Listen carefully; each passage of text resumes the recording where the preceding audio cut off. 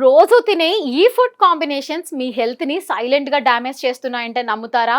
Hi friends, నేను మీ మనీషా. మనలో చాలా మంది ఇది తిన్నాక ఇది తింటే ఏమవుతుంది అని అస్సలు ఆలోచించకుండా తింటుంటాం. కానీ కొన్ని ఫుడ్ కాంబినేషన్స్ బాడీకి సూట్ అవ్వవు.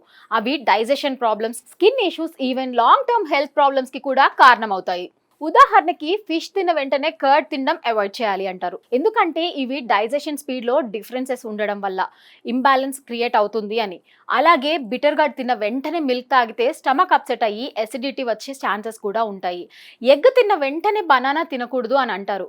కొందరికి హెవీ డైజెషన్ ఇష్యూస్ క్రియేట్ చేస్తుంది అని.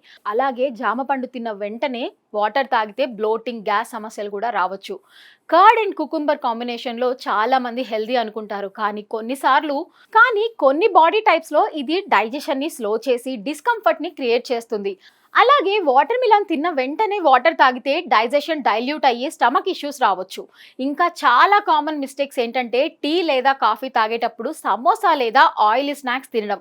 ఇది ఎసిడిటీ, ఇండైజెషన్, హెవీనెస్కి మెయిన్ రీజన్ అవుతుంది.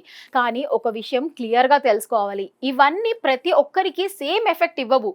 బాడీ టైప్, డైజెషన్ స్ట్రెంత్ని బట్టి చేంజ్ అవుతుంది. కానీ ఫ్రీక్వెంట్గా ఇలా రాంగ్ కాంబినేషన్స్ తీసుకుంటే లాంగ్ రన్లో ప్రాబ్లం వచ్చే ఛాన్సెస్ కూడా ఉన్నాయి.